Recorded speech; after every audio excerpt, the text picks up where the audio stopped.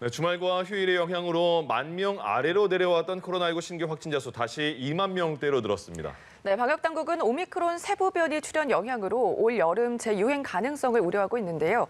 출근길 인터뷰 오늘은 이형민 세브란스 병원 진단검사의학과 교수를 만나서 현재 코로나19 상황을 짚어보겠습니다. 현장에 나가 있는 함예진 캐스터 나와주시죠. 네, 출근길 인터뷰입니다. 오늘은 이형민 교수와 이야기 나눠봅니다. 안녕하십니까? 네, 안녕하십니까? 네, 118일 만에 10,000명대 아래로 떨어졌던 코로나19 확진자 수가 다시 2만 명대로 늘었습니다. 하지만 전반적으로 감소세를 보이고 있는데요. 지금 이 상황에 대해 어떻게 보시나요? 예, 말씀하셨던 것처럼 국내 코로나19 확진자 숫자는 이제 꾸준히 감소하는 추세를 보이고 있습니다. 다만 이제 최근 들어 그 감소의 폭이 둔화된 모습을 보여주고 있고요. 아마 이런 상태를 상당 기간 유지할 걸로 생각이 됩니다. 하지만 아직 코로나19의 불씨는 꺼지지 않았는데요. 일단 첫 번째로 코로나19 정점을 경험했던 국가들이 대부분 한두 달 정도 안에 다시 또 정점의 3분의 1 정도 규모의 재유행을 경험한 국가들이 많고요. 그다음에 두 번째로는 최근에 전 세계적인 코로나19 확산세가 다시 또 증가세로 돌아섰습니다. 그래서 5월 초에 대략 한 50만 명 정도였던 하루 확진자 숫자가 지금 대략 한 70만에서 80만 명 정도고요. 그다음에 미국의 확진자 숫자도 증가하고 있고 전 세계의 대략 한 3분의 1 정도에 해당되는 74개국에서 지금 코로나19 확진자 숫자가 증가하고 있거든요. 그래서 이런 것들을 고려했을 때 코로나19의 불씨는 아직 꺼지지 않았고 아직 관심이 필요하다고 말씀드릴 수 있을 것 같습니다. 네, 어제부터 국내 입국 시에 필요한 방역 절차가 간소화됐는데요. 어떤 점이 달라졌는지 설명 부탁드리겠습니다. 예, 일단 크게 두 가지 점이 변경되는데요. 첫 번째는 기존의 48시간 이내에 발행했던 PCR 확인서만 가능했었는데 이제는 이제 PCR 검사를 할 수 없는 지역을 방문하신 경우에 대해서도 이용 가능하게끔 신속항원 검사도 가능합니다. 다만 이 신속항원 검사는 24시간 이내에 시행한 검사이어야 하고 자가 진단은 인정되지 않습니다. 그다음에 두 번째 변경 사항은 저희가 이제 입국하고 나서 1일에서 3일 정도 사이 PCR 검사를 하고 6, 7일째 다시 한 번 더 검사를 신속항원이나 PCR로 했었는데요. 이 두 번째 검사를 이제는 시행하지 않아도 됩니다. 그래서 총 3회의 검사가 2회로 감소했습니다. 다만 이제 이렇게 검역 단계가 간소화됨에 따라서 해외의 새로운 변형이 들어올 가능성은 좀 더 높아졌거든요. 그래서 이러한 변형들의 유입에 대응하기 위한 방역본부의 여러 가지의 감시체계나 이런 것들이 필요할 걸로 생각이 됩니다. 네, 확진자의 7일 격리 의무를 4주 연장하기로 했는데 4주 뒤 재평가에 있어서 변수는 무엇인가요?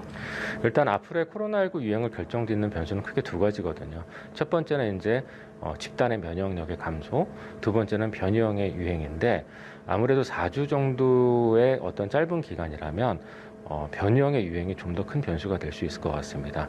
최근 들어 전 세계 코로나19 확진 현황이 증가세로 돌아섰다고 말씀을 드렸는데요. 여기에는 새로운 변형의 확산도 역시 큰 역할을 하고 있거든요. 그리고 이런 새로운 변형들 중에 일부는 오미크론 변이로 인해서 생긴 면역력도 회피하는 것으로 알려져 있기 때문에 이에 대한 주의가 필요합니다.